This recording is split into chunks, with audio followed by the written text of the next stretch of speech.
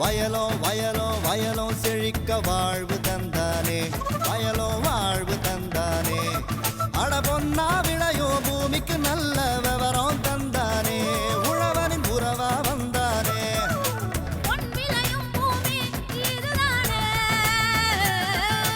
வயலோ வயலோ வயலோ செழிக்க வாழ்வு தந்தானே, வயலோ வாழ்வு தந்தானே.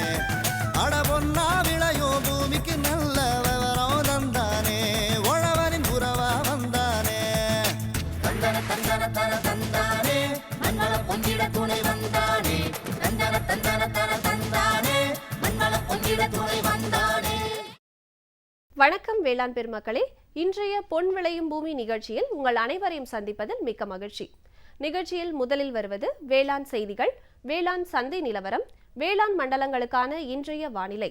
தொடர்ந்து வேளாண் தொழில்நுட்ப பகுதியில் காவிரியின் பாசன பயணம் மேட்டூரிலிருந்து மேலையூர் வரை, மாயனூர் புதிய தடுப்பணை குறித்த பல தகவல்களை மாயனூர் சிறப்பு திட்ட பிரிவின் உதவி செயற்பொறியாளர் பாலகங்காதரன் அவர்கள் கூற காணலாம். இனி வருவது வேளாண் செய்திகள்.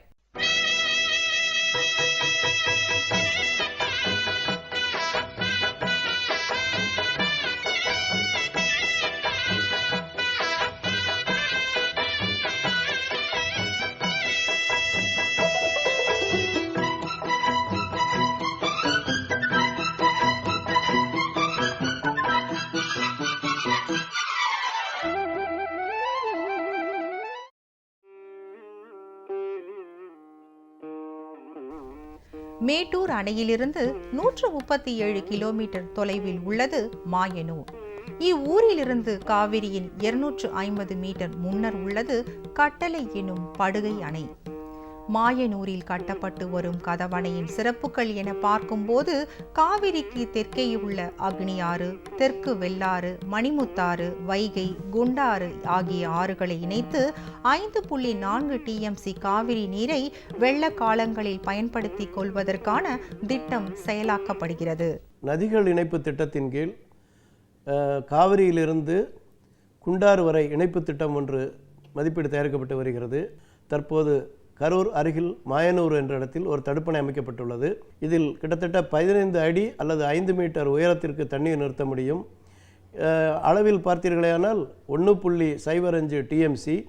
இந்த தண்ணீரை தேக்குவதனால் அங்குள்ள அருகிலுள்ள கிட்டத்தட்ட 50 கிலோமீட்டர் அளவில் உள்ள எல்லா இடங்களிலும் உள்ள நீர்நிலைகளும் கிணறுகளும் நீரூற்று ஏற்படும். அதனுடைய கீழே உள்ள கிரவுண்ட் வாட்டர், அந்த நீர்நிலையினுடைய கிரவுண்ட் வாட்டர் எல்லாமே உயரும்.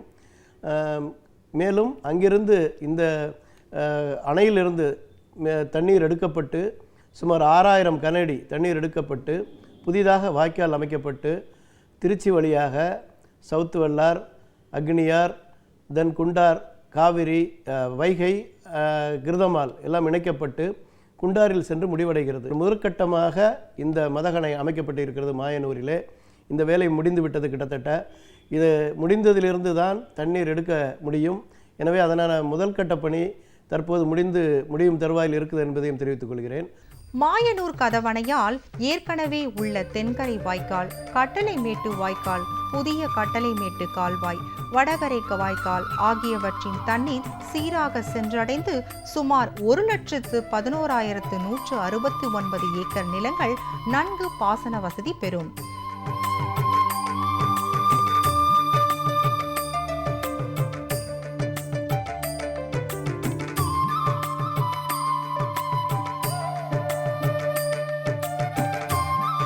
காவிரி ஆற்றிலிருந்து 5 ஆறுகளை இணைத்து கால்வாய் மூலம் நதிநீர் இணைப்புக்காக அமைக்கப்பட்டுள்ள கட்டிட பணியாகும். இந்த தடுப்பணையிலிருந்து காவிரியை 5 நதிகளுக்கு இணைக்கப்படுகிறது.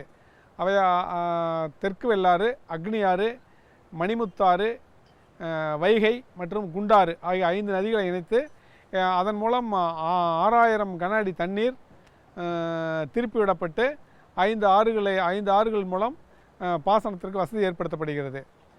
அதன் மூலம் சுமாராக ஒரு 35,000 ஹெக்டேர் கூடுதல் பாசன பரப்புக்கு தண்ணீர் கொடுக்க இயலும். ப்ராஜெக்ட் ஒன்று நதிநீர் இணைப்பாகவும் பயன்படுத்தப்படுகிறது. தவிரவும் இப்போ இந்த பணி செய்யும்போது இதன் மூலம் வந்து ஆற்றுக்கு குறுக்கே ஒரு பெரிய பாலம் அமைக்கப்பட்டு திருச்சி மாவட்டத்தில் உள்ள காட்டுப்புத்தூரிலிருந்து இந்த பக்கம் கரூர் மாவட்டத்தில் உள்ள மாயனூருக்கு சுமாராக ஒரு 45 கிலோமீட்டர் வந்து தூரம் வந்து குறைகிறது. அதனால் வந்து விவசாய பெருமக்கள் அவருடைய பொருள்களை கன்வே பண்ணுறதுக்கு ரொம்ப சௌரியமான திட்டமாக அமைந்துள்ளது. இதில் வந்து மொத்தம் வந்து சார் 98 கண்கள் இருக்கிறது, 98 சட்டர்ஸ் இருக்கிறது. பாலத்தினோட நீளம் வந்து 1233 மீட்டர். இந்த இடத்துல வந்து நம்ம தண்ணியை ஸ்டோர் பண்ணுறதுனால தண்ணியை ஸ்டோர் பண்ணால் ஒரு 1.05 டிஎம்சி வந்து ஸ்டோர் பண்ணலாம். இதில் ஸ்டோர் பண்ணுறது மூலம் வந்து கிரவுண்ட் வாட்டர் ரீசார்ஜ் உங்களுக்கு நல்ல முறையில் இருக்கும். அதனால் வந்து உங்களுக்கு அக்ரிகல்ச்சர் ப்ராடக்ட்ஸ்லாம் கொஞ்சம் இன்க்ரீஸ் பண்ணலாம், ப்ராடக்ட்ஸ்லாம் கொஞ்சம் அதிகமாகும். அது இல்லாத இது ஆல்ரெடி 3 கெனால்ஸ் இருக்குது. அந்த கெனால்ஸுக்கு வந்து உங்களுக்கு நல்லபடியாக தண்ணி கொடுக்கறதுக்கும் ஏதுவாக அமைக்கப்பட்டுள்ளது. இதில் அமைக்கப்பட்டுள்ள 98 சட்டர்களும் மின்சார முறையில் இயக்கவும், மின்சாரம் இல்லாத காலத்தில் அதாவது அவசர காலங்களில் வேறு ஏதாவது மின்தடை ஏற்படும் காலங்களில் மேனுவலாக, அதாவது மனிதர்கள் மூலமே இயக்கும் வகையிலும் அமைக்கப்பட்டுள்ளது. மாயனூர் கதவணையின் கட்டமைப்பு சிறப்புகள் என பார்க்கும்போது இக்கதவணையின் நீளம் 1233 மீட்டர்.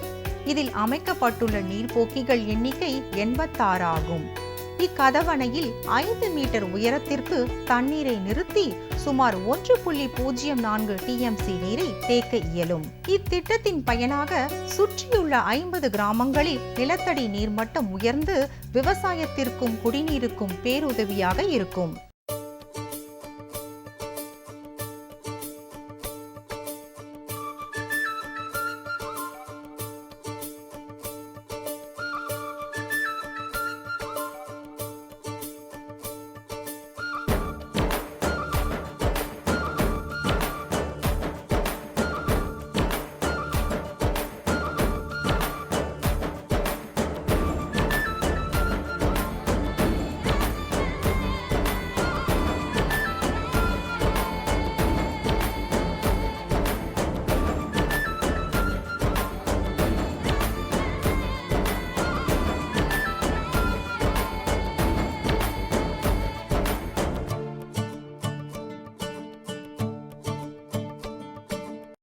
நாம் நிற்கும் இந்த மாயனூர் இடமானது தென்னிந்திய நதிகளை இணைக்கும் போது நேஷனல் வாட்டர் டெவலப்மெண்ட் ஏஜென்சி என்ற மத்திய அரசு நிறுவனத்தினால் பரிந்துரைக்கப்பட்ட நதிநீர் இணைப்புக்கான ஒரு முன்னோடி இடமாகும்.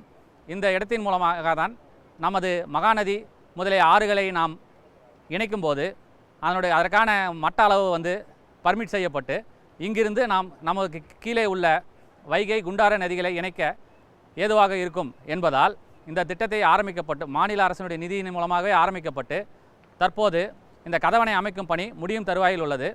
இதில் நாம் சுமார் 5 டிஎம்சி அளவுக்கான நீரை வெள்ளக்காலங்களில் உபரியாக உள்ளதை புதிய கால்வாய்களை அமைத்து வைகை முதல் குண்டாறு வரை உள்ள ஆறுகளுக்கு இணைத்து புதிய பாசன பரப்புகளை ஏற்படுத்த இயலும்.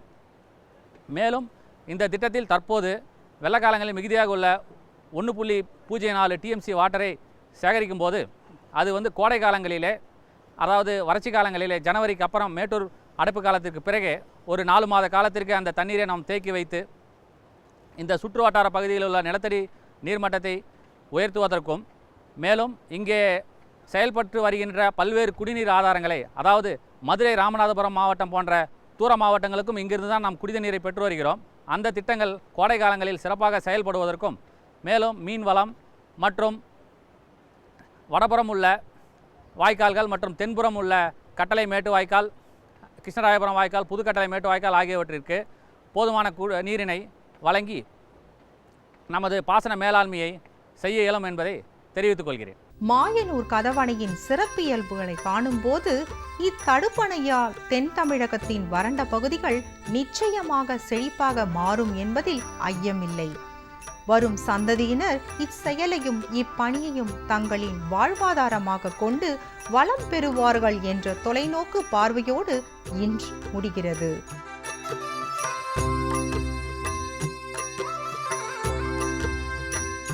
காவிரியின் பாசன பயணம் தொடரும். மீண்டும் நாளைய பொன் விளையும் பூமி நிகழ்ச்சியில் சந்திப்போம். நன்றி, வணக்கம்.